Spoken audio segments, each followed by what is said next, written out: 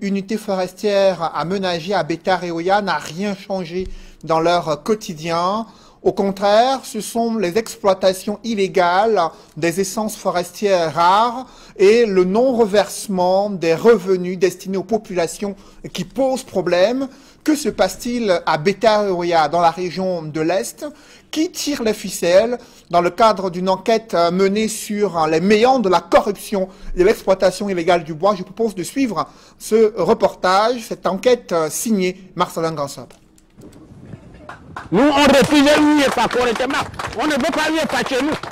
La colère d'un chef de village face aux nombreuses difficultés que rencontrent ces populations. Sa Majesté Dieudonné Manissara est d'autant plus furieux qu'il vient de mettre sous terre un de ses notables, décédé dans des circonstances déplorables. Le centre de santé que les populations ont cotisé pour construire, n'ayant pas le minimum nécessaire pour soulager leurs souffrances. Si nous mourons, quand vous voyez les gens, on a trouvé les gens groupés là.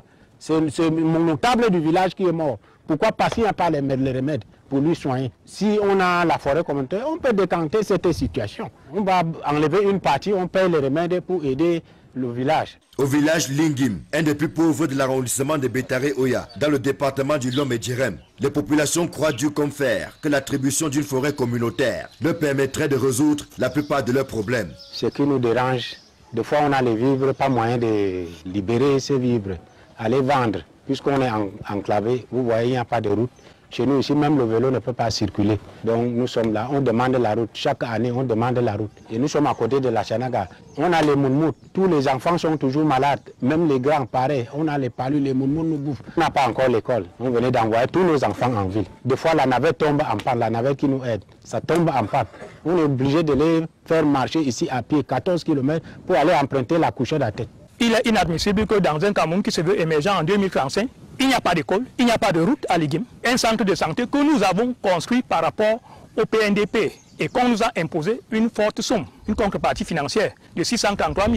Et c'est à partir de cette forêt que nous avons acquis cette somme. Parce que nous avons fait le sillage sauvage. Nous espérons de la forêt communautaire l'amélioration de nos conditions de vie. Sauf que le projet est torpillé par certains au profit de la création d'une unité forestière d'aménagement. Ce à quoi les villageois s'opposent fermement. Quand on parle des affaires de forêt communautaire, les gens qui sont comme les préfets, les sous-préfets, on les dit depuis un an, on les dit qu'on ne veut pas UEFA.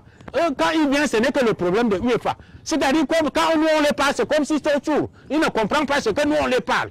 UEFA travaille par où on ne voit rien. La forêt communautaire, ça va nous aider, ça va décanter notre situation. Quand on dit qu'on ne te veut pas, tu laisses. Quand tu veux une femme dit non, tu vas forcer, n'est-ce pas, l'État va te mettre en prison. Le village Lingim n'est pas seul dans cette bataille. À Bitom et à Tête d'éléphant, l'on magnifie les bienfaits de la forêt communautaire. À la différence de Lingim, qui n'a pas bonne mine, ces deux villages disposent de quelques infrastructures sociales de base, lesquelles ont été construites grâce aux fonds générés par la gestion de leur forêt communautaire. Au départ, on a fonctionné avec 300 de classes. Et 300 de classes qui abritaient plus de 500 élèves. Donc on avait beaucoup de difficultés pour que les enfants soient dans des salles. Ils étaient comme la sardine, comme on dit vulgairement. Avec ce don, on m'a donné 2 salles de classe, un bureau directeur où je suis à l'aise maintenant.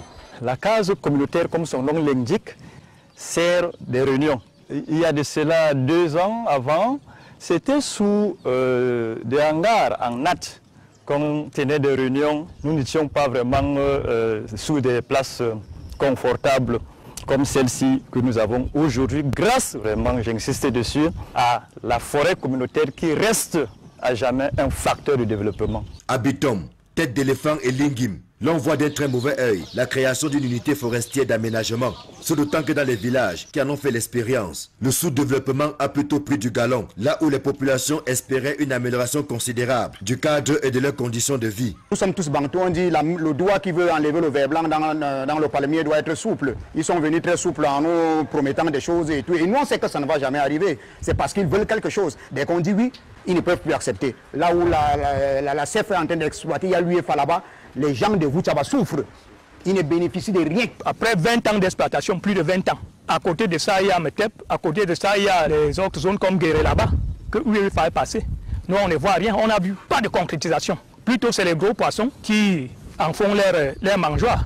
Pressés de toutes parts, Le collectif des chefs de village visé par la création de l'UFA n'est pas resté les bras croisés.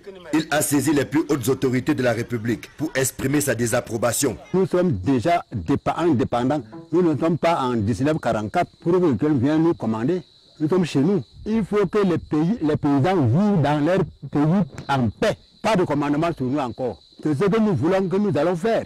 Que quelqu'un ne vienne pas nous commander. La forêt communautaire peut nous gérer jusqu'à quatrième génération. Nous avons écrit au ministre en date du 11 septembre, au ministre des Forêts et de la Faune. Et en date du 13 janvier, il nous a répondu positivement que notre requête a été prise en compte. Il nous a demandé donc de déposer un dossier complet de forêt communautaire à la délégation départementale des Forêts et de la Faune. Nous avons dû engager ces dossiers. Et ce dossier est dissimulé par des cadres de l'administration qui sont là pour se servir et non pour servir le peuple. Sauf que l'entreprise, qui est en voie de se faire attribuer l'UFA Kérelé, a de longs bras et des connexions avec certaines autorités de la République, ayant des soutiens et des relais au niveau local. D'ailleurs, nos investigations ont été perturbées par des forces de sécurité qui ont reçu des autorités administratives du département du Lom et Djerem l'ordre de nous interpeller. Conduit Manu Militari à la gendarmerie, nous serons par la suite relâchés. Une tentative d'intimidation qui n'a pas entamé notre détermination à voir clair dans cette affaire, qui est loin d'avoir livré tous ses secrets. Dans les villages concernés, les populations sont sur le pied de guerre, pendant que les autorités indexées s'enferment dans un mutisme pour le moins suspect, pour s'en prendre aux journalistes qui ne font que leur travail. Une affaire à suivre.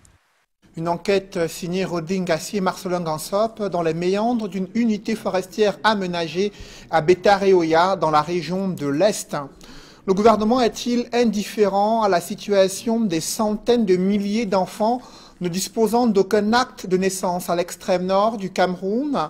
Faute de ce document légal, ils ont été déscolarisés, ce qui impacte sur leur avenir. Amadou Daïrou et Jean-Paul Funat nous en disent plus dans ce reportage. Sur près de 400 000 enfants sans acte de naissance dans la région de l'extrême nord Cameroun, 378 762 élèves n'ont pu composer l'examen du certificat d'études primaires en fin d'année scolaire 2019-2020, révèle une étude du Bureau national de l'état civil, le BUNEC. Et d'année en année, le phénomène prend de l'ampleur avec l'arrivée en masse des milliers d'élèves des classes intermédiaires pour le cours moyen 2. Le préfet du Diamaré n'en revient toujours pas pour avoir lui-même vécu de ses propres yeux la triste réalité dans plusieurs localités de son territoire de commandement. Ce que nous avons vu à Gazawa l'année passée avec le gouverneur, c'était pas bien. Il n'y a pas de raison que vous faites un enfant le jour de la naissance jusqu'à son entrée au CM2. Ça doit quand même faire pour les plus intelligents 10 ans, non? Oui, on présente le concours d'entrée en 6e à 10 ans. Et pendant 10 ans, vous n'avez pas pu faire de naissance. Débattu en réunion de comité de coordination administrative et de maintien de l'ordre, le préfet Jean-Marc Ekwambarga interpelle les parents, les élus locaux et toute la chaîne de l'état civil à prendre leurs responsabilités pour l'année scolaire 2020-2021, débarrassés d'élèves sans acte de naissance. Si nous trouvons un bon consensus, nous devrons sensibiliser les parents et à la fois les chefs de quartier qui seront les responsables à connaître qui a fait un enfant dans son foyer et il doit l'appeler à aller déclarer la naissance au niveau de la mairie. Monsieur le préfet, vraiment vous êtes venu à un très bon moment pour trouver une bonne solution. Nous devons prendre des dispositions, chacun à son niveau, afin que cette année-ci, qu'il n'y ait plus d'enfants au CM2 qui présentent le concours d'entrée en 6e ou le 7 sans acte de naissance. Que les directeurs d'école des classes de CM2 nous envoient la liste de tous les élèves. Nous allons saisir les mairies, nous allons saisir la justice pour qu'on leur établisse des actes de naissance. D'après Tombalbaï japonais fils, chef d'agence BUNEC pour l'extrême nord, l'ignorance des parents, le faible déploiement des services d'état civil dans les localités enclavées, les mauvaises conditions de travail et le manque de motivation pour les officiers d'état civil constituent les principales causes de la perpétuation du fléau des enfants sans acte de naissance dans la région de l'extrême nord Cameroun, classée dernière avec 42% d'enregistrement des naissances et confection d'actes d'état civil, ce qui justifie en partie son rang de région la moins scolarisée en langue officielle dans le septentrion, avec 30,7%, suivi du Nord, 36,2%, et la Damawa, 42,2%. 4 semaines après la mise en résidence surveillée du professeur Maurice Kamto, sans aucune notification légale, Human Rights Watch dénonce la répression de l'opposition politique et les multiples abus généralisés à l'encontre des activistes au Cameroun. Dans un rapport, cette organisation internationale regrette le silence des organisations africaines et régionales sur la détérioration de la situation des droits de l'homme au Cameroun. D'autres détails avec Eric Fopoussi. Ce rapport de Human Rights Watch sur les marches pacifiques du 22 septembre dernier s'intitule « Cameroun, des chefs de l'opposition et leurs partisans détenus ». Dès les premières lignes de ce travail, l'ONG donne le ton. Elle demande la libération des personnes détenues arbitrairement ainsi que la fin de la répression des opposants.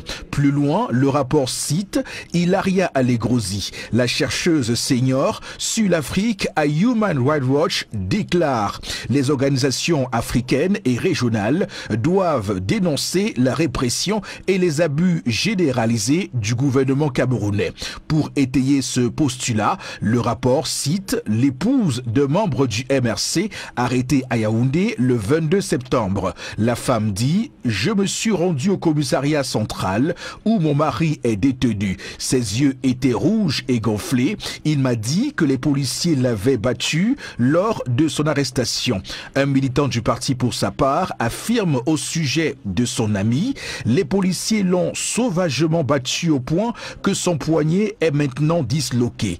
Il est détenu dans une petite cellule insalubre avec 20 autres personnes sans lumière et avec des toilettes bouchées. » Human Rights Watch focalise ainsi l'attention sur la situation de ces personnes détenues, selon elle, pour leurs opinions politiques ou pour avoir exercé leur droit de se réunir pacifiquement. Au regard des tensions de trésorerie enregistrées dans les entreprises depuis de nombreuses années, celles-ci souhaitent que l'État soit sévèrement sanctionné. Dans une étude menée par le groupement interpatronal du Cameroun, les entreprises proposent la pénalisation des retards de paiement, y compris à l'encontre de l'État du Cameroun. Selon cette enquête menée par le JICAM, environ 6 entreprises sur 10 ont connu des tensions de trésorerie et ceci a impacté sur leur capacité de rentabilité et de production. D'autres détails avec Sylvestre Hippolyte Zangao. Avec 729 entreprises membres, pour un chiffre d'affaires cumulé de 9 860 milliards de francs CFA en 2019, le GICAM est le premier contributeur au budget de l'État du Cameroun. Mais ces 221 075 emplois permanents peuvent parfois être en péril du fait des problèmes de trésorerie. Une étude réalisée par la Commission Amélioration de l'environnement des affaires du groupement interpatronal du Cameroun révèle en effet qu'en 2019, 69% des entreprises ont eu un problème de trésorerie. Dans 33% des cas, ce problème a mis en danger les entreprises. Les PME ont la proportion la plus importante des entreprises et ont fait face à ces problèmes. Pour 61% des entreprises, les problèmes de trésorerie proviennent prioritairement des MPI ou retard de paiement de la part des clients. 72% des moyennes entreprises et 62% des petites entreprises sont concernés. Pour 64% des grandes entreprises, les problèmes de trésorerie proviennent prioritairement de la chute inattendue des ventes et beaucoup plus des retards dans les délais de paiement ou simplement des MPI. Vu la situation handicapante pour les entreprises, 3 sur 4 sont d'accord pour la pénalisation des retards de paiement, y compris avec l'État. Toutefois, les sources de tension de trésorerie sont multiples, en plus des retards de paiement ou des MPI par les clients. L'on note la chute inattendue des ventes, une diminution importante des marges, des investissements autofinancés ou encore des redressements fiscaux. Pour garder la tête hors de l'eau, les entreprises relancent les clients en cas de retard de paiement, renégocient les délais de paiement de certains fournisseurs et clients, négocient les facilités de caisse avec les banques pour couvrir les décalages ponctuels et limités. En priorité, les grandes entreprises privilégient relancer leurs clients en cas de retard de paiement de ces derniers, soit 96% d'entre elles, pour 89% qui sollicitent un découvert ou renégocient les délais de paiement de certains fournisseurs. Ces difficultés et tensions de trésorerie énoncées dans ce reportage sont contenues dans le livre blanc de l'économie camerounaise. Le document porte sur le diagnostic de la situation économique et la vision des chefs d'entreprise sur les enjeux d'industrialisation et les réformes structurelles et les priorités en matière de relance de la croissance. Après avoir sollicité une audience, Célestin Tawamba a réservé la primeur de ce livre blanc au Premier ministre. Joseph Diongouté estime que c'est une contribution originale, riche et utile. Les deux personnalités ont échangé hier à l'immeuble Étoile. Durant les échanges, le président du JICAM a réitéré l'attente forte des chefs d'entreprise pour que la loi des finances exercice 2021 donne un signal d'apaisement, une amorce de réforme et de restauration d'un climat de confiance entre l'administration et les entreprises camerounaises. Que sont devenus les rescapés de la catastrophe de Ngouaché? Un projet humanitaire porté par Alain Foka devait leur redonner du sourire et un toit, mais l'administration s'y est mêlée. Le projet est au poids mort. Ces populations n'ont pas encore de toit. Elles vivent dans des conditions difficiles, regrettant l'attitude de l'administration qui a bloqué ce projet. C'est un grand reportage signé Leclerc Sakem. Il y a un peu plus d'un an, à cet endroit, la vie battait son plein. Le soir du 27 octobre 2019, la vie d'une centaine de personnes a basculé à la suite d'un effondrement qui a arraché la vie à une quarantaine de personnes. En ce lieu, comme vous pouvez l'observer, ce malheur est resté indélébile dans la mémoire des Camerounais.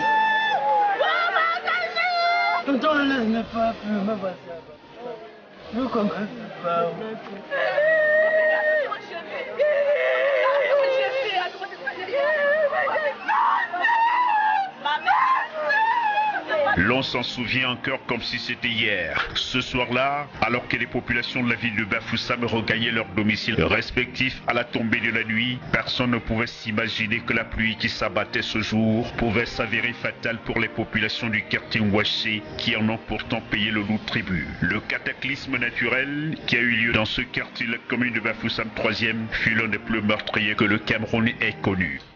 C'est 22 heures que j'ai suivi les bruits sur la tôle.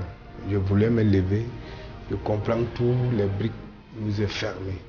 Oui, j'ai commencé à crier. C'était qu'à ce niveau, les briques étaient posées, j'ai crié, les voisins sont sortis avant de venir enlever les briques sur moi et la main. Mon petit, le dernier, il était posé sur mes pieds, les briques l'ont fermé, j'ai crié, on est venu le retirer. Ma fille qui faisait terminale au lycée de Ngouaché, la terre lui est fermée complètement, de 22h à 2h avant qu'on a retiré le corps. Le matin du jour-là, le même lundi, j'ai rencontré une maman ici là.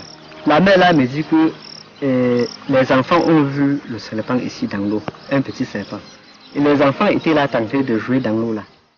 J'ai perdu ma femme ici là, avec mes quatre enfants. Une quarantaine de personnes disparues, des maisons d'habitation rasées. Le malheureux événement avait été le prétexte d'un balai de personnalités sur le lieu. Membres du gouvernement, classe politique, société civile parmi tant d'autres. Un an après, que sont devenues les victimes du drame de Ngouaché? Rien n'a plus jamais été comme avant pour les rescapés repartis dans les camps de concentration qui avaient été réquisitionnés à cet effet. Ça fait un an. Je suis là en l'air comme ça, je ne sais pas d'où. Je marche aussi comme quelqu'un qui s'est égaré dans la nature. Et vraiment, je suis égaré dans la nature comme vous me voyez là. Précarité, promiscuité et autres misères sont le lot quotidien de ce dernier. Une situation aggravée en cette période de vache maigre qui coïncide avec la rentrée scolaire. Pour la rentrée scolaire, nous sommes là, vraiment, on ne nous a pas soutenus. Il y a beaucoup même qui n'ont même pas réussi à inscrire l'enfant. Les enfants sont là, ils ne partent même pas en classe. Et on ne sait pas comment on va faire. Il n'y a que seulement la maternelle que j'ai aussi, mais pour les premiers, pour les 2 jours, je n'ai pas pu envoyer les autres à l'école. Le quotidien est loin d'être un fleuve tranquille pour ces nombreuses familles. L'on apprend que certains parmi ces victimes ont d'ailleurs été sommés de libérer les locaux de fortune qui leur servaient de refuge et d'aller se débrouiller ailleurs. Le propriétaire des lieux ayant annoncé la reprise des travaux sur son chantier. Les sinistrés du camp de la construction en Dianda avaient été sommet des partis par le propriétaire des lieux, soi-disant qu'il devait continuer son chantier. Mais depuis lors qu'ils sont quittés de ce camp, chacun se débrouille comme il peut. Nous ont même préféré aller au village, rester avec les enfants en plein milieu scolaire de l'année scolaire, pour reprendre à zéro. Sur le site de recasement de Bamengum, le principal retenu par les autorités locales, des travaux de construction des maisons d'habitation aux arrêts. L'espoir de se voir recaser que nourrissaient certaines d'entre ces victimes s'est vu ainsi enterré dans ces hautes herbes. Le projet Rebâti Wash est lancé, initié par une élite de la raison, s'est vu en effet plombé à cause d'un litige entre l'initiateur et les autorités locales. Nous on attendait comme Alain a commencé à construire comme il nous a promis. Bon, et aujourd'hui on a arrêté. Bon, je ne sais pas, je me disais peut-être c'est ça qui pouvait un peu baisser notre douleur. Le projet Rebâti Wash initié par M. Alain Foucault. Donc ils avaient commencé à construire certains bâtiments pour nous.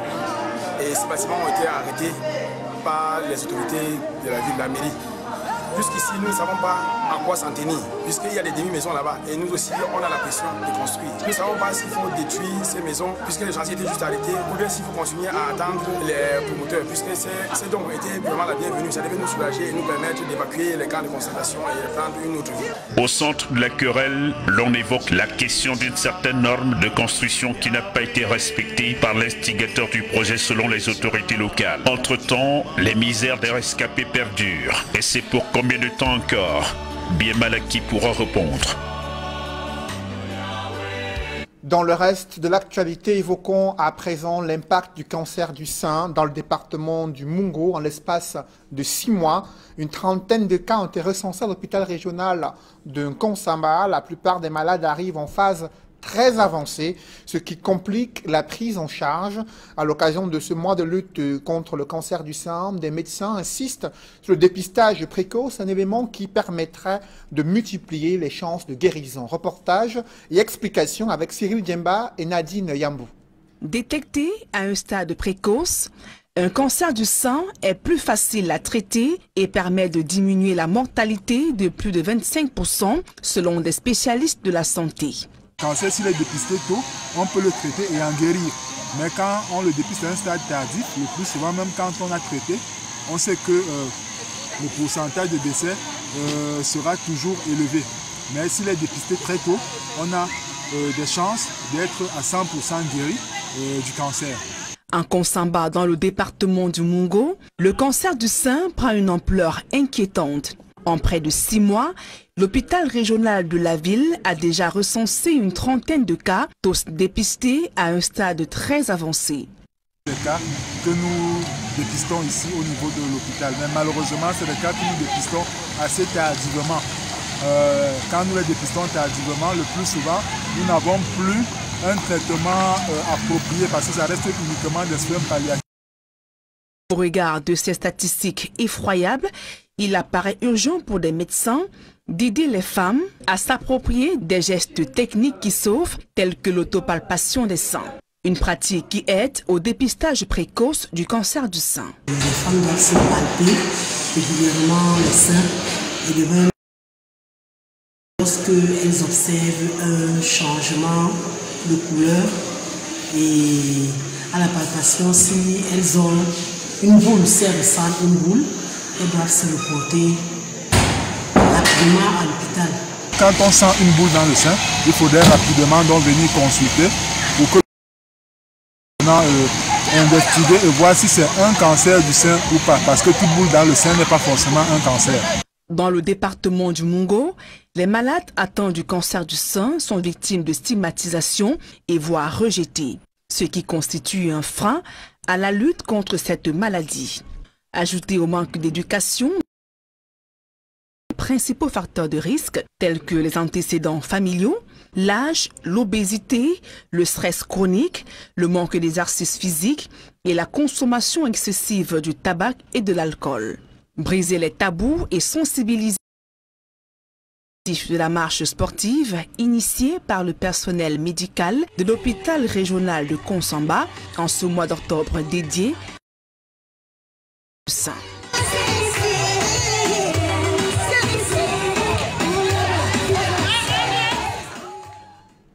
Dans le reste de l'actualité, l'ambassade des États-Unis au Cameroun annonce que les membres du Conseil électoral d'Election Cameroun ont reçu des visas pour se rendre aux États-Unis afin de veiller au bon déroulement du processus électoral et d'apprécier la transparence dans l'organisation des élections américaines. Ils sont déjà faits par l'ambassade des États-Unis, certains membres du Conseil électoral qui ont été sollicités pour se rendre dans ce pays afin de contribuer à la veille sur la qualité, la transparence aux États-Unis.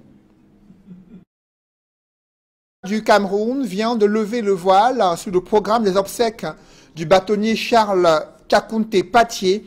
La mise en bière est prévue demain, mercredi à 15h30, au funérarium en France.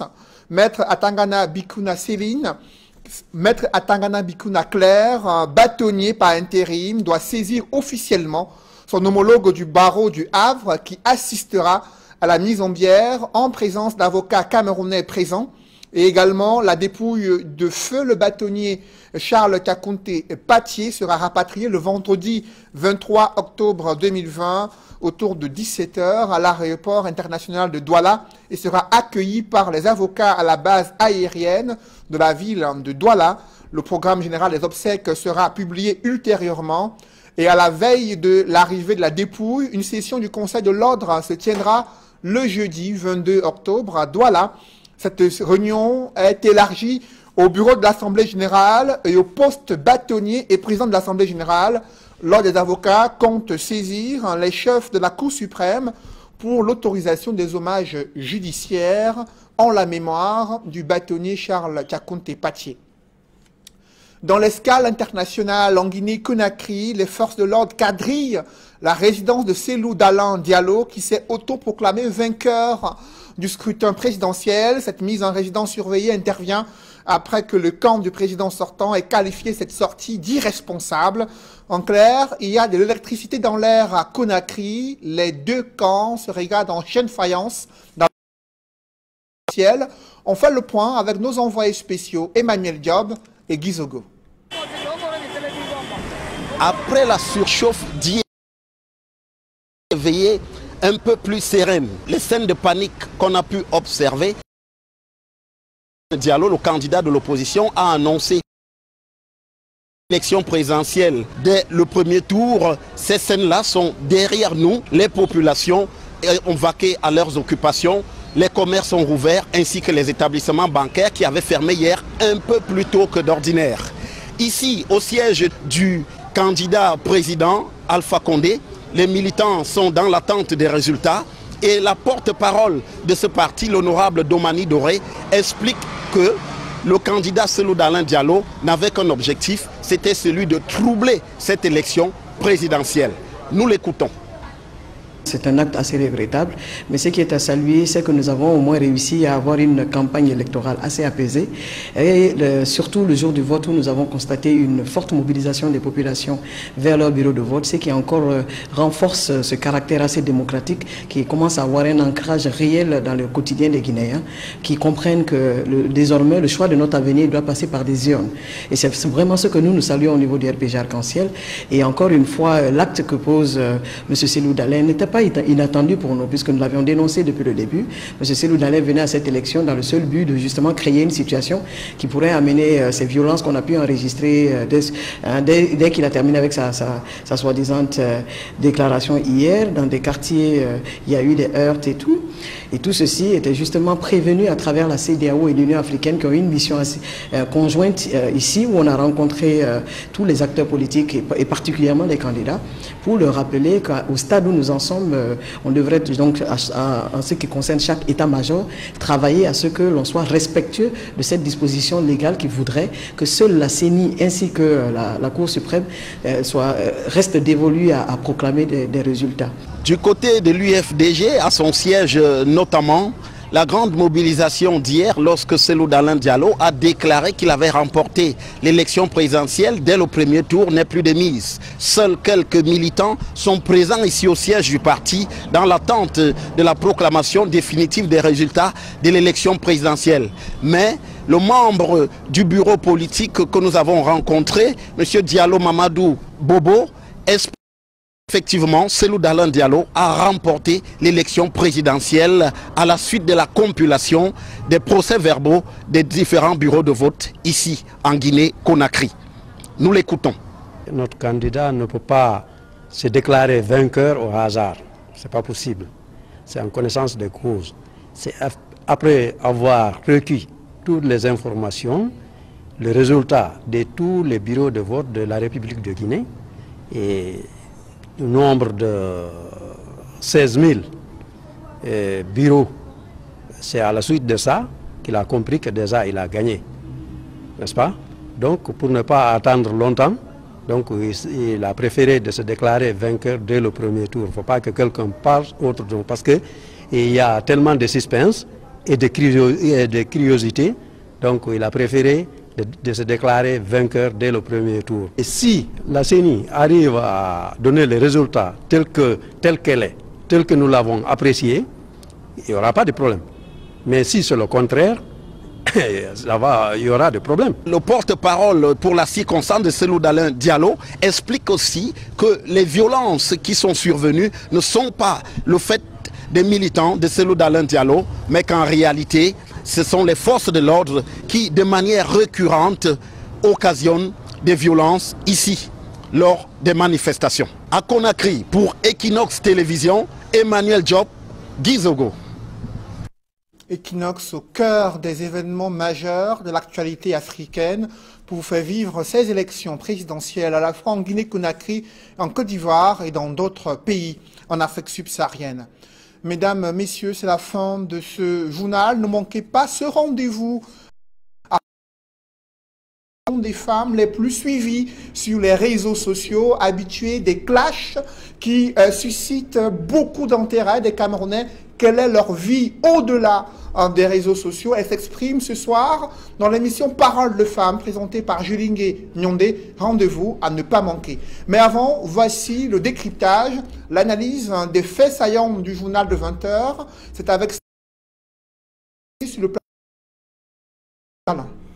Cellou Dalein Diallo, proclamé de la présidentielle de dimanche dernier. Désormais, vous